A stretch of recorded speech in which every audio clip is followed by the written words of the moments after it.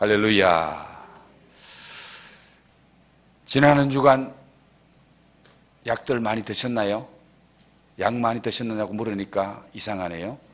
여러분, 다른 약은 못 드셔도 무슨 약은 드셔야 된다? 구약과 신약은 많이 드시는 것이 우리 영혼이 살고 마음이 회복되고 건강이 고쳐지고 우리의 삶이 행복해지는 그런 약 중의 약이 구약과 신약입니다. 자, 우리 옆에 분에게 이렇게 한번 인사해 봅시다. 약 많이 드셨습니까? 다른 약은 몰라도 구약과 신약 많이 드세요. 최고의 명약은 구약과 신약입니다. 할렐루야. 예, 그래요. 다른 약은 될 수 있으면 안 드시는 것이 좋습니다.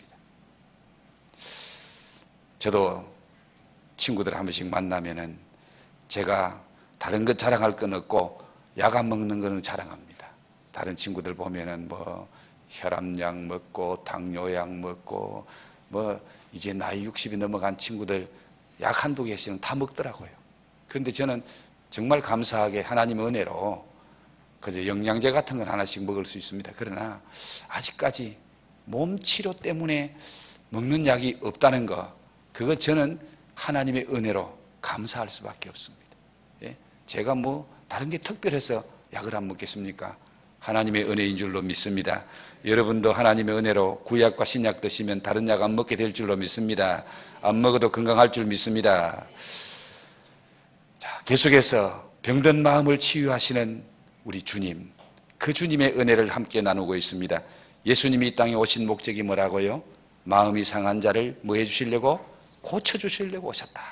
고쳐주시려고 오셨다.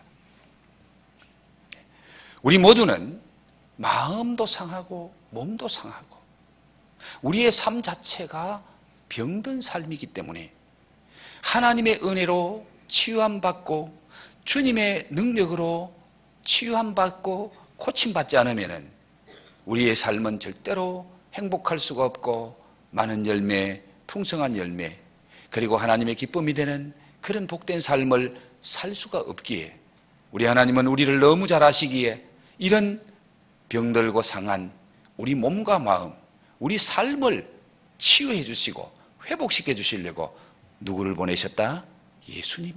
예수님을 보내시고 예수님은 하늘의 영광된 보좌를 버리시고 이 땅에 오셔서 내가 마음이 상한 자를 치유한다. 마음이 상한 자를 고치러 왔다. 라고 말씀하십니다. 그래서 지난 시간에는 하나님께서 예수님을 통해서 우리의 상한 마음을 어떻게 치유해 주시는가? 그 치유해 주는 방법 중에 첫 번째로 말씀의 약을 입으로 받아 먹음으로 우리의 마음의 쓴뿌리, 독소들을 다 토해내게 하시고 우리 마음속에 있는 이 독소가 깨끗하게 제거되므로 우리의 마음을 회복시켜 주신다. 그래서 음독 자살하려고 했던 그 사람이 독약을 마신 그 사람이 병원에 가면은 빨리 독약을 어떻게 하든지 토해내게 만들고 배설하게 만들고 그 독소를 제거해줘야 생명을 건지고 건강을 회복할 수 있는 것처럼 우리의 마음의 독소, 우리의 마음의 상처, 많은 짓밟힘을 통해서 받은 굳어진 마음, 세상에 이런저런 여러 가지 힘드는 것 때문에 우리 마음이 돌덩어리가 된 돌박 같은 마음, 이런 마음들을 치료하는 약은 바로 약 중의 약, 최고의 명약, 신약과 구약 하나님의 말씀이다. 그 하나님의 말씀을 귀로 듣지 말고 입으로 받아 먹어라. 입으로 받아 먹고 그 말씀이 마음에 들어가면은 마음이 뜨거워지고 마음이 뜨거워지면은 마음 속에 있는 독소들이 아멘과 더불어 밖으로 다 배출되고 그 말씀이 해독제가 되어서 우리 마음을 깨끗하게 건강하게 회복시켜 주신다. 그래서 그 말씀을 받아 먹으라. 예레미야 15장 16절에 내가 주의 말씀을 얻어먹었사오니 주의 말씀은 내게 기쁨과 내 마음의 즐거움이더라. 내가 주의 말씀을 얻어먹으니까 상처난 내 마음, 상한 내 마음, 우울한 내 마음, 답답한 내 마음에 하나님이 기쁨을 주시고 마음의 즐거움을 회복시켜 주시는 거예요.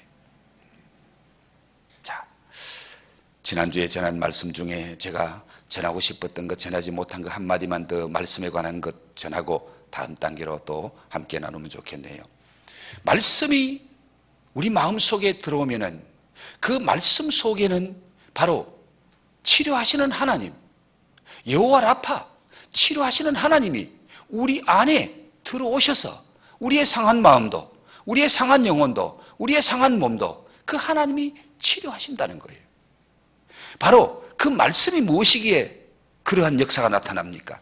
요한복음 1장 1절에 보니까 태초에 말씀이 계시니라. 태초에 말씀이 계시는데 이 말씀은 곧 하나님이라 그랬어요. 말씀이 누구라고요? 하나님이라는 거예요. 말씀이 하나님이, 태초에 말씀이 계시니라. 이 말씀은 곧 하나님이니라. 하나님이시라. 하나님. 말씀이 하나님인데, 그리고 요한복음 1장 14절에 보니까 말씀이 육신이 되어 우리 가운데 거하심에 그 영광을 보니 독생자의 영광이요. 말씀이 육신이 되어 우리에게 찾아온 분이 독생자라는 거예요. 누구예요? 예수님.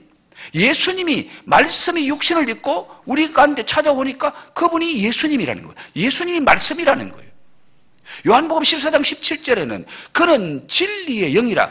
예수님이 내가 보혜사를 보여줄 테니까 너희 가운데 보혜사가 오면은 너희와 함께 하겠는데 그는 진리의 영이라. 보혜사 성령은 진리의 영, 말씀의 영이라는 겁니다. 성령이 말씀의 영이에요. 그래서 그 말씀의 영이 말씀을 얻어먹으면은 말씀이신 하나님, 말씀이 육신되어 오신 예수님, 그분의 영, 성령이 진리의 영으로, 말씀의 영으로 어디에 계신다? 내 안에 들어오신다는 거예요. 그래서 요한복음 6장 56절에 내 살을 먹으며 내 피를 마시는 자는 내 안에 거하고 나도 그의 안에 거하나니. 하나님 예수님을 믿음으로, 예수님의 살과 피를 믿음으로 받아 먹으면 그가 내 안에 있고 나도 그 안에 있다. 내가 예수 안에 있고 예수님 내 안에 계신다는 거예요. 그리고 요한복음 15장에 너희가 내 안에 있고 내 말이 너희 안에 있으면, 내 말이, 예수님의 말씀이 너희 안에 있으면 무엇이든지 원하는 대로 구하라. 그러면 이루리라. 예수님의 말씀이 내 안에 들어오면 내 안에 누가 계신다? 예수님이 함께 계시는 거예요. 그래서 말씀을 받아 먹는 것은 하나님이 내 안에 들어오시는 거예요. 하나님이 내 마음에 모시는 거예요. 그 하나님이 치유의 하나님입니다. 그 하나님은 회복의 하나님이십니다. 그 하나님이 말씀과 함께 오늘도 여러분 안에 계시기를 주의 이름으로 축복합니다. 그 하나님이 여러분 안에 계시면은 여러분의 마음 상한 것 치료될 줄 믿습니다. 여러분의 영혼이 회복될 줄 믿습니다. 여러분의 육체의 건강도 회복될 줄 믿습니다. 그러기에 우리가 말씀을 받아 먹는 거, 이게 너무너무 중요한 거예요. 말씀이 하나님이에요. 하나님이에요. 자, 오늘 두 번째로 기도로 마음속에 있는 선뿌리들을 토함으로 치유받고 회복받아야 한다. 오늘 시편 62편 3절 말씀, 8절 말씀 여러분 유인물에 있죠? 앞에 지난주에 했던 말씀인데 백성들아 시시로 그를 뭐하고 의지하고 그의 앞에 뭐해라? 마음을 토하라. 마음을 토하라. 하나님은 우리의 피난처시로다. 백성들아 시시로 그를 의지하고 그 앞에 마음을 토하라. 마음을 토하라. 자, 여러분, 이 마음을 토하라는 말씀이 뭘 의미합니까? 이 말을 다른 말로 바꾸면은 기도로 네 마음 속에 있는 거 하나님 앞에 토해내라. 기도하라는 말입니다. 기도하라.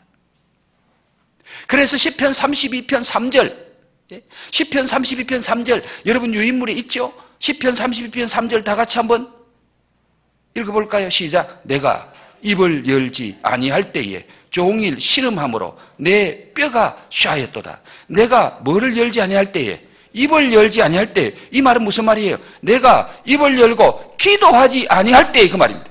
내가 입을 열고 기도하지 않을 때에 종일 신음함으로 내 뼈가 쇠하였다. 내 뼈가 녹아내렸다. 다윗의 고백입니다. 다윗의 고백이에요. 내가 입을 열지 아니하고, 그 말을 옛날에 쓰던 성경은 내가 토설치 아니하고, 내가 토해내지 아니하고, 입을 다물고 있으니까 내 마음이 너무너무 종일 신음했다. 종일 괴로워서 끙끙 앓았다. 그렇게 마음이 신음하니까, 마음이 괴로우니까 결과적으로 내 뼈가 쇠하도다. 내 뼈가 여름 가뭄의 마름 같더라. 내 뼈가 녹아내리더라. 뭐 하지 않을 때에, 입을 열고 토하지 않을 때에, 입을 열고 토하지 않을 때에, 입을 열고 기도하지 않을 때에. 이사야 56장 7절에 보면 기도하는 내 집에서 그들을 기쁘게 할 것이요, 기도하는 내 집에서 그들을 기쁘게 할 것이다. 여러분, 오늘 여기가 기도하는 하나님의 집인 줄 믿습니다. 여기 와서 기도하면은, 기도하는 내 집에서 그들을 기쁘게 할 것이다. 상한 마음을 치유하셔서 우울한 마음, 괴로운 마음, 고통스러운 마음, 그 마음을 주님이 기쁘시게 한다는, 기쁘시게. 말씀을 얻어먹으사오니 주의 말씀은 내게 기쁨과 내 마음의 즐거움과 같이, 이제 주의 집에 와서 기도하는 자에게도 하나님이 기쁨의 은혜, 기쁨이 샘솟아나게 하신다 라고 말씀하고 계십니다. 자, 한나는 마음에 큰 상처를 입고 괴로울 때에 누구 앞에 나가서 마음을 토하고 있습니까? 사무엘상 1장 10절, 한나가 무엇이 괴로워서? 마음이 괴로워서. 오늘 방송실에 요절은 안 띄워주네. 예, 한나가 마음이 괴로워서 여호와께 뭐하고? 기도하고 통곡하며. 자, 여러분, 한나에 대해서 제가 설명을 잘하지 않아도 잘할 겁니다. 우리 어린 친구들을 위해서 잠깐만 설명할게요. 한나는 자식이 없는 여인이었습니다. 그래서 자식이 없다가 보니까 한나의 남편은 다른 여자를 얻었어요. 그 여자 이름이 버닛나라. 이 버닛나라는 여자가 그 집안에 들어오더니 금방 아들을 턱턱 놓고 자식을 낳는 거예요. 그런데 이 버닛나가 좀 같이 한 집에 사는 동서 한나에게 좀 잘해주면 얼마나 좋았겠어요. 그런데 그 이름 그대로 이 버닛나는 한나의 마음이 분이 나도록 만드는 거예요. 분이 나도록 만드는 거예요. 그래서 내가 너무너무 분이 나서 마음이 괴로워서 하나님 앞에 내가 토합니다. 그래서 오늘 이 1장 10절 말씀이 한나가 마음이 괴로워서, 누구 때문에? 버니나 때문에. 버니나가 한나의 마음을 놓는 거예요. 안 그래도 자식 없어서 괴로운데 이 여자가, 젊은 여자가 자식 낳았다고 한나를 무시하고 한나를 짓밟고 한나의 마음을 분이 나게 만들고 괴롭게 만드니까 한나가 어떻게 할 수가 없는 거예요. 마음이 너무너무 괴로워서 여호와께 뭐 했더라? 기도하고 그 다음에 어떤 말씀이 나오죠? 통곡하며. 그리고 그 다음 구절에 보면은 내가 심정을 통했습니다. 통곡하는 것을 심정을 통했다고 말하고 있습니다. 자, 열왕기하 20장 1절에서 3절에 있는 말씀을 좀 보면 좋겠네요. 같이 한번 읽어봅시다. 시작. 그때에 히스기야가 병들어 죽게 되매 아모스의 아들 선지자 이사야가 그에게 나와서 그에게 이르되 여호와의 말씀이 너는 집을 정리하라 내가 죽고 살지 못하리라 하셨나이다. 히스기야가 낯을 벽으로 향하고 여호와께 기도하여 이르되 여호와여 구하오니 내가 진실과 전심으로 주 앞에 행하며 주께서 보시기에 선하게 행한 것을 기억하소서 하고 히스기야가 심히 통곡하더라. 자, 5절 말씀을 한번 또 넘겨보세요. 시작. 너는 돌아가서 내 백성의 주관자 히스기야에게 이르기를 왕의 주상 다윗의 하나님 여호와의 말씀이 내가 내 기도를 들었고 내 눈물을 보았노라. 내가 너를 낫게 하리니 내가 3일 만에 여호와의 성전에 올라가겠고. 자, 여기 열왕기하 20장 1절에서 하나님은 병든 히스기야에게 이사야 선지자를 보내서 사형 선고를 내립니다. 사형 선고를 내려요. 예?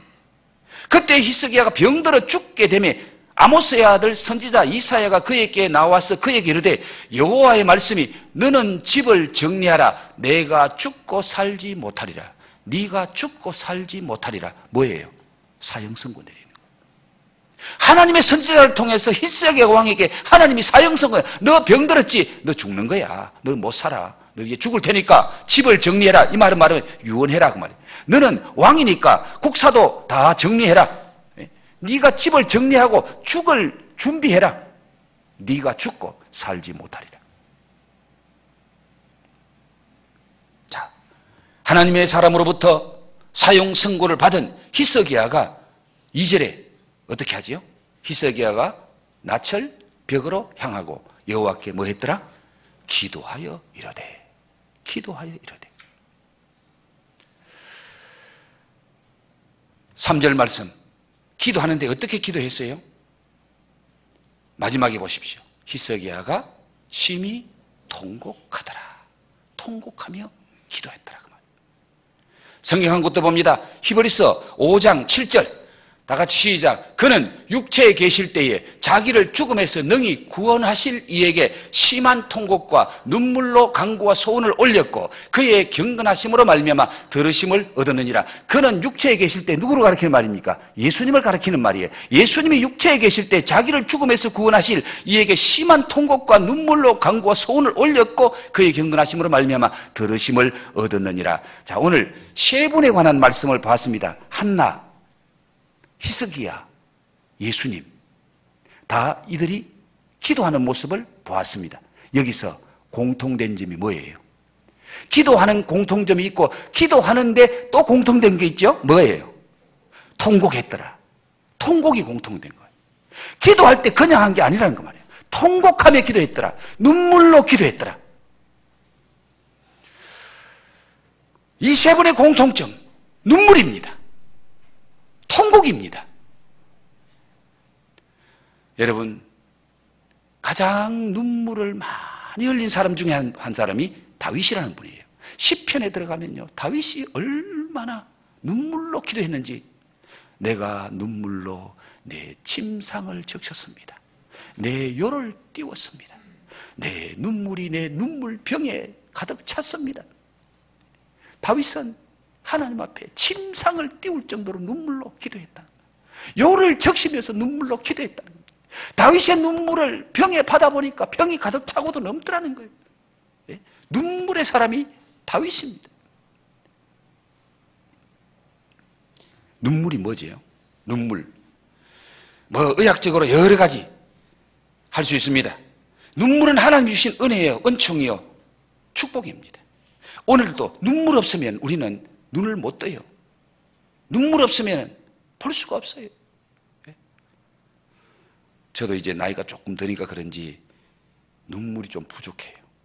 그래서 자고 나면은 꼭 인공 눈물을 한 방울씩 넣습니다. 그래야 이 눈이 잘 돌아가요. 밤새도록 눈물이 말라버린가 봐요.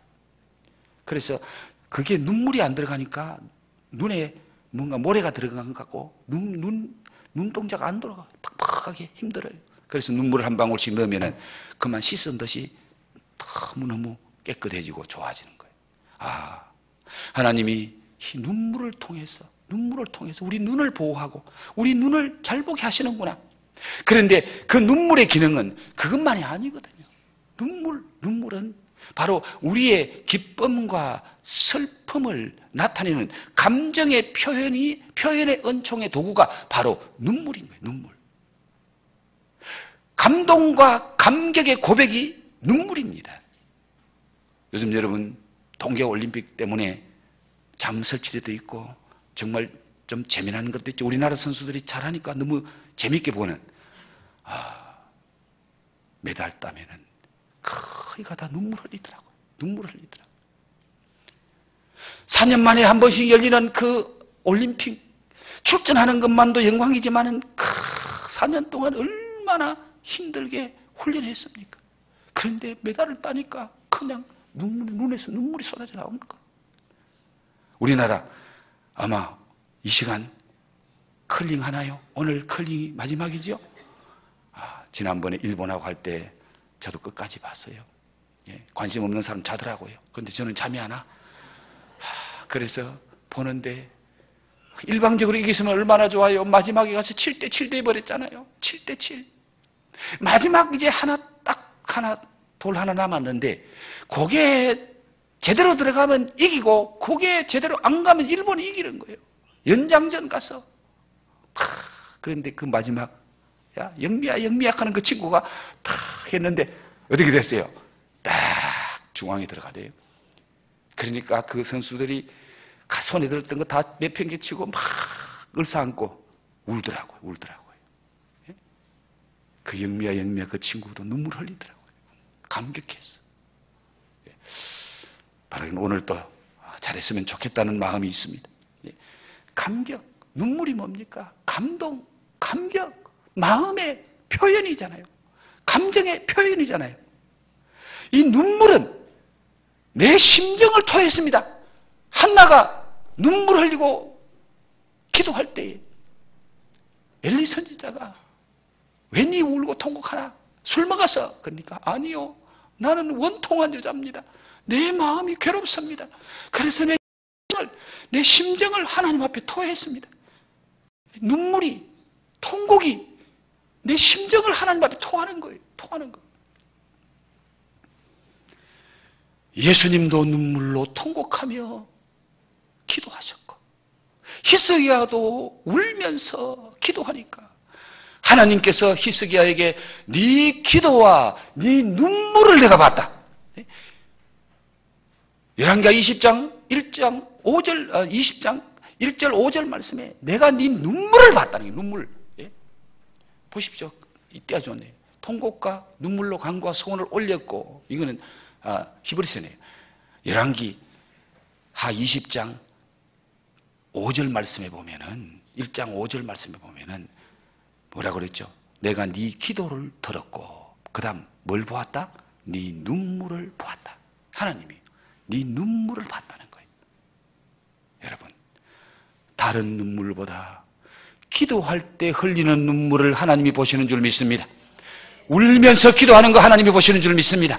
통곡하며 기도하고 내 마음을 토하는 거, 내 마음의 억울함을 토하는 거, 내 마음의 분노를 토하는 거, 내 마음의 고통을 토하는 거, 기도로 토할 때에 하나님이 눈물을 보신다는 거예요. 눈물로 통곡하며 기도하는 거, 내가 네 기도를 보았고 네 눈물을 보았다. 너 사형 선고 받았지만 내가 15년 네 생명을 연장시켜준다. 하나님이 그 자리에서 오케이 결제 도장을 콱 찍어버린 거예요. 이사야 선지자를 통해서 너 죽는다 사형 선고를 내렸던 하나님이 내가 네 눈물을 보니까 내가 너를 15년 동안 더 살려준다. 하나님이 응답의 결제를 탁 찍어버린 거예요. 뭘 보고? 눈물을 보고. 히스기야의 눈물을 보고. 지난번에 제가 잠깐 이병옥 박사에 대해서 말씀을 드렸는데 이 이병옥 박사는 눈물 애찬론자예요. 눈물 건강법을 책을 쓴 사람이에요. 대학병원의 외과 전문의로서 10수년 동안 1000명이 넘는 암 환자를 수술한 그런 유능한 암 전문 의사입니다. 이분이 점점 이분은 신앙이 좋은 분이에요. 고신대 의대를 나오고 신앙이 좋은 그런 암 전문 의사인데 이분이 암 수술을 해보면서 그가 많은 환자를 대하면서 그가 깨닫고 얻은 결론이 메스, 칼로 암세포를 도려내고 수술하는 것이 다가 아니더라. 암 환자의 마음의 병을 치유하지 않고는 이 칼로 암 도려내고 수술하는 것은 별 의미가 없더라는 건 깨닫고 결론을 내립니다.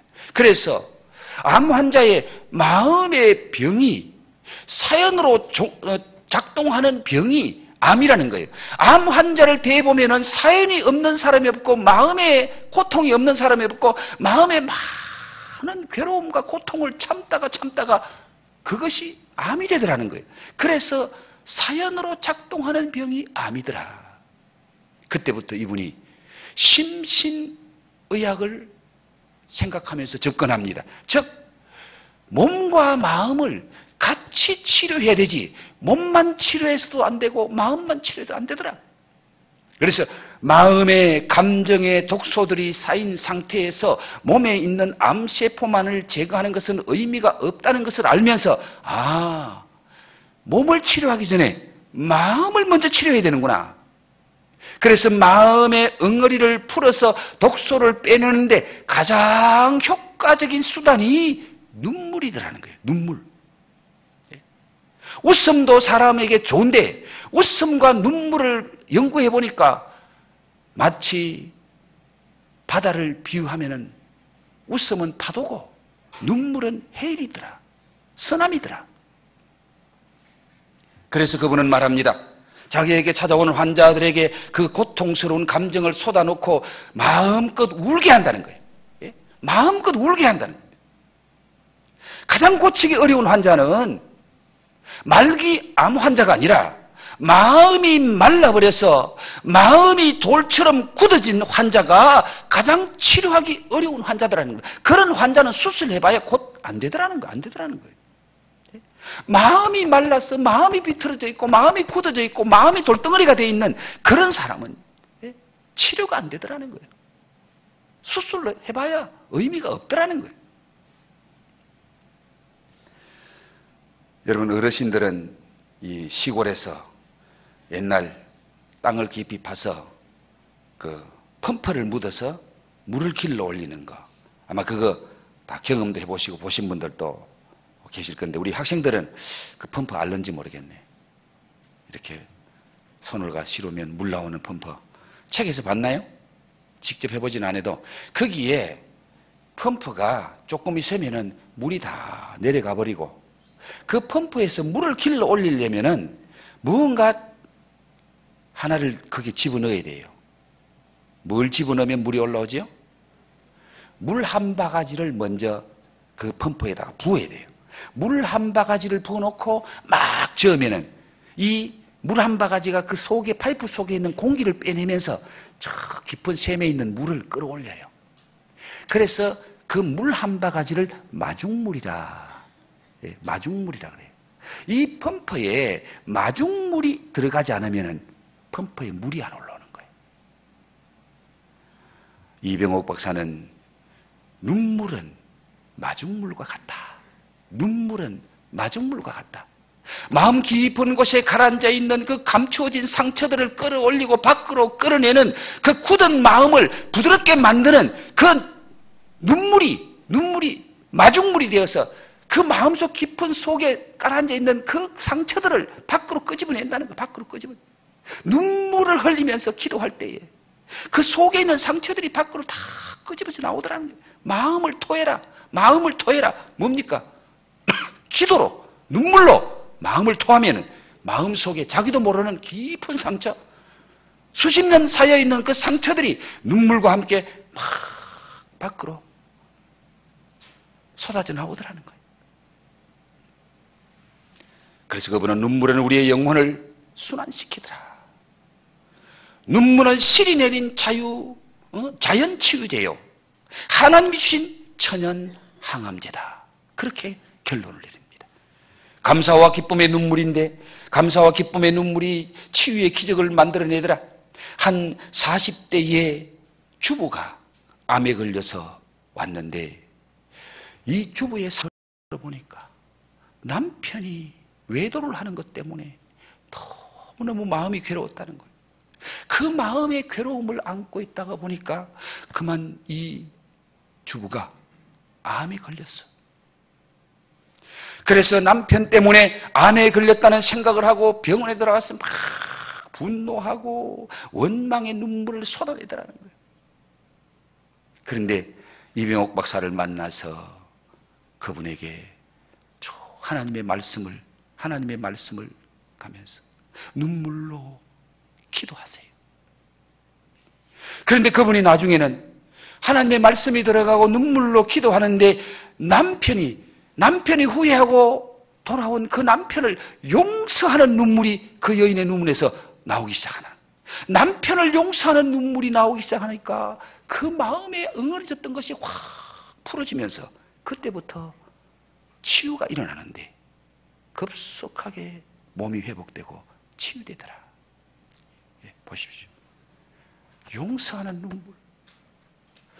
하나님을 알고 하나님의 말씀이 들어가고 눈물로 기도하니까 그전에 하나님 말씀 들어가기 전에는 남편을 원망하는 것 때문에 눈물 흘렸어요. 분노의 눈물, 원망의 눈물. 그런데 이병옥 박사를 만나서 여러분 기도하세요.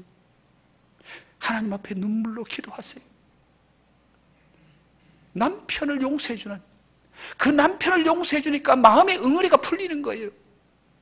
그 괴로웠던 마음이 녹아내리는 거예요. 그 마음이 풀리기 시작하니까 금방 눈에 보이게 암이 회복되고 치료되는 걸 봤다. 그래서 이분은 긍정적인 눈물이 있고 부정적인 눈물이 있다. 부정적인 눈물은 막 원망하고 미워하고 질투하고 시기하고 분노해서 우는 눈물이 부정적인 눈물이고, 긍정적인 눈물은 기뻐서 울고 감사해서 울고 좋아서 우는 것이 바로 이 긍정적인 눈물이다. 이 두 눈물 다 필요하더라는 거예요. 먼저는 부정적인 눈물을 통해서 내 마음속에 있는 상처를 막 끄집어내라는 거예요. 그리고 감사의 눈물, 긍정적인 눈물을 흘리고 감사하고 기뻐하니까 마음이 막 확 치료되는, 이 부정적인 눈물로 속에 가라앉아 있던 거 끄집어내고 긍정적인 눈물로, 감사의 눈물로 그 마음 속에 있던 것들이 치료되는 그 과정을. 그래서 이분은 말합니다. 울 때 그냥 울지 말고 울게 된 이유를 꼭 자기 선언을 하면서 울어라. 내가 왜 우는지, 우는 이유를 말하면서 울으라는 거예요. 그래서 병이 걸렸으면 나는 낫는다, 나는 치료된다, 그런 말을 하면서 울으라는 거예요. 그리고 막 이렇게 잊지 못하는 그런 고통이 있으면 나는 잊는다, 나는 잊어버린다, 그런 말을 하면서 울고, 그리고 용서하지 못하는 마음 때문에 괴로우면은 나는 용서한다, 나는 용서한다, 그런 말을 하면서 울면은 그 말이 내 마음에 남을 뿐만 아니라 내 뇌에 기억되고 그 말이 내 몸에 세포에 하나하나에 들어가서 역사를 하더라는 거예요. 그래서 몸이 반응하기 시작하더라. 몸의 세포가 움직이더라는 거예요. 그래서 울 때도 그냥 울지 말고 우는 이유를 말하는 거예요. 자기 선언을 하라는 거예요. 왜 우는지. 하나님, 너무너무 괴롭습니다. 하나님, 괴롭습니다. 이 괴로움을 좀 제거해 주세요. 하나님, 내 마음에 용서가 안 됩니다. 하나님, 용서되게 좀 해주세요. 용서할 수 있는 은혜를 주옵소서.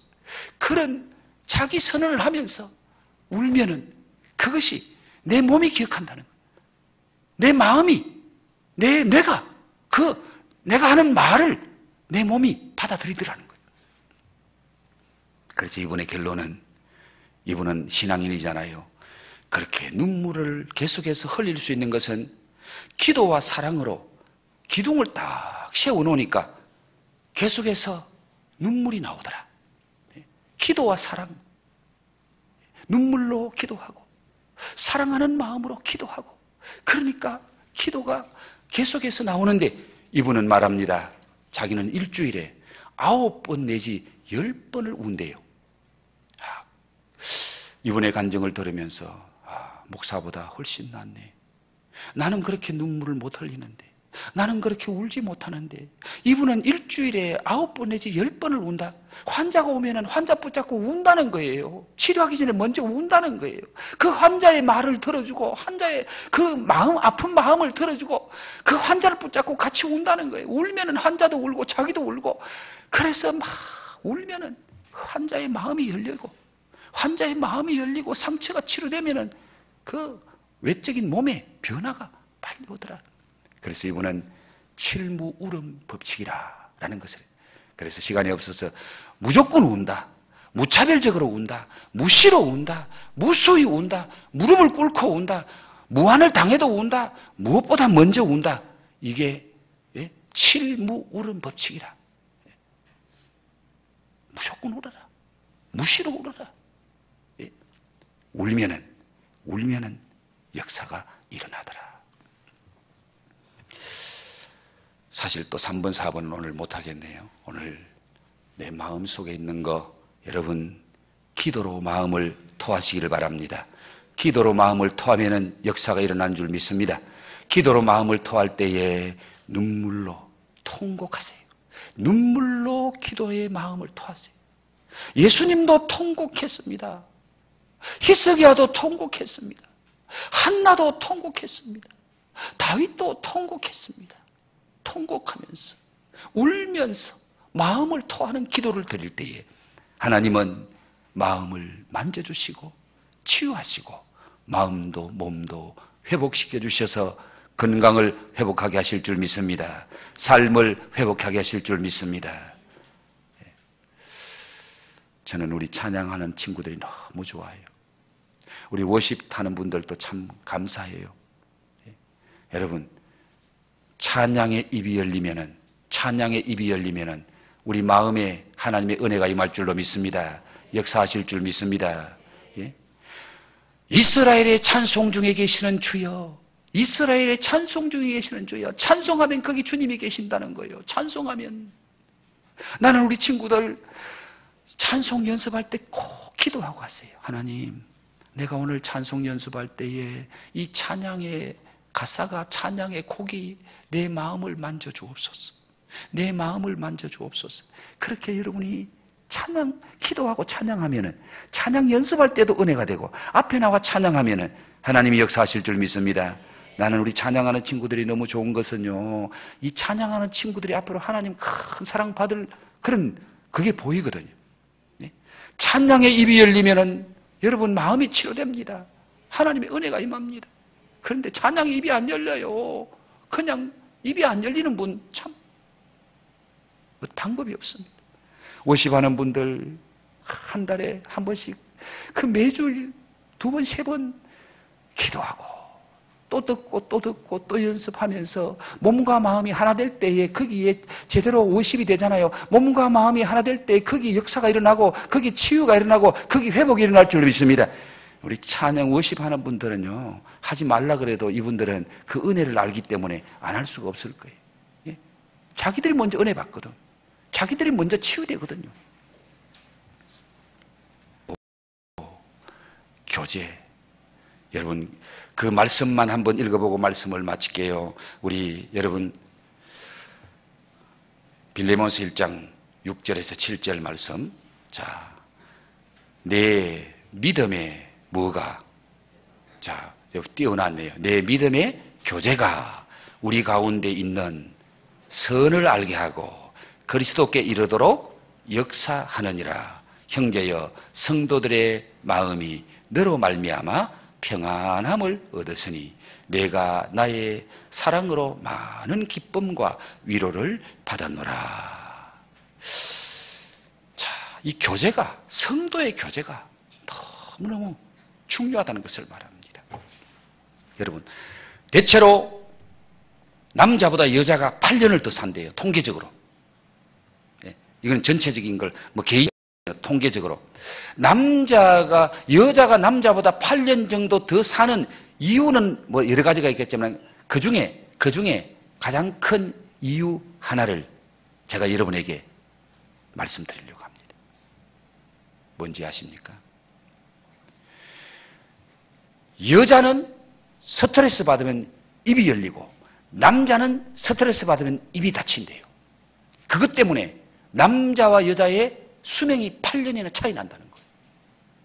스트레스 받고 마음이 상처받았을 때에 그 마음을 다스리고 푸는 것이 여자가 탁월하다는 거예요. 여자는 스트레스 받고 마음의 상처를 받으면요, 입이 열려가지고 어디 가서 막 입을 열어야 되는 거예요. 친구 만나서 막 수다 떨든지 누구 앞에 가서 막 토해내면은요, 그 마음의 상처가 빨리 해소된대요. 그런데 남자는 딱 받으면 입이 딱 닫힌대요. 다른 사람과 말을 안 한다는 거예요. 집에 와서도 남편이 입을 다물면은 뭔가 남편이 스트레스 받고 있구나, 지금 마음의 상처 받고 있구나, 여자분들은 그걸 캐치하셔야 돼요. 그래서 남자는 스트레스 받으면 입이 닫히고 혼자 있으려고 하고 입을 뒤집어 선대요. 그러면 결과적으로 열받아서 죽는답니다. 열받아서 죽는다. 따라합시다. 입이 열리면 사는 역사가 일어나고, 입이 닫히면 빨리 죽습니다. 자, 옆에 분하고 한번 얘기했어요. 입이 열리면 삽니다. 입이 닫히면 죽습니다. 토해내세요. 하나님 앞에 토해내시고 믿음의 사람들 앞에 토해내시고 믿음의 교제를 나누십시오. 목장 모임에 모여서 여러분 마음속의 응어리를 토해내면은 역사가 일어날 줄로 믿습니다. 그래서 예배는 공동체예요. 교회 와서 공동체 속에서 내 아픔을 토해내란 말이에요. 기도 제목을 서로 나누라 그 말이에요. 그래서 마음속에 기도 제목만 나누어도 벌써 치유가 임하는 거예요. 임하는 거예요. 마음속에 있는 거 토해내야 됩니다. 입을 다물면 안 돼요. 잘못된 생각 때문에 남자는 웃으면 안 되고 남자는 눈물 흘리면 안 되고 그 잘못된 생각 때문에 남자가 많이 울어야 된대요. 남자는 눈물 과하리가 크대요. 남자가 여자보다 눈물을 훨씬 많이 흘려야 되는데 잘못된 생각 때문에 남자는 웃으면 해프고 남자는 울면 안 되고 그래서 남자는 꽉 참다가 열받쳐서 죽어버려요. 마음이 열리기를 주의 이름으로 축복합니다. 입이 열리기를 주의 이름으로 축복합니다. 기도의 입이 열리고 찬양의 입이 열리고 교제의 입이 열리기를 주의 이름으로 축복합니다. 좋으신 아버지 하나님, 오늘 또 종이 귀한 말씀을 전했습니다. 이 말씀 한마디가 우리 성도들의 마음에 깊이 새겨지는 말씀 되어서 말씀의 명령을 묻고 기도로 토하고 찬양으로 토하고 교제로 토해서 영이 회복되고 마음이 회복되고 몸이 회복되고 삶이 회복되어 의의 나무로 풍성한 열매 맺어 우리 하나님의 영광을 드러내는 복된 삶이 되게 하옵소서.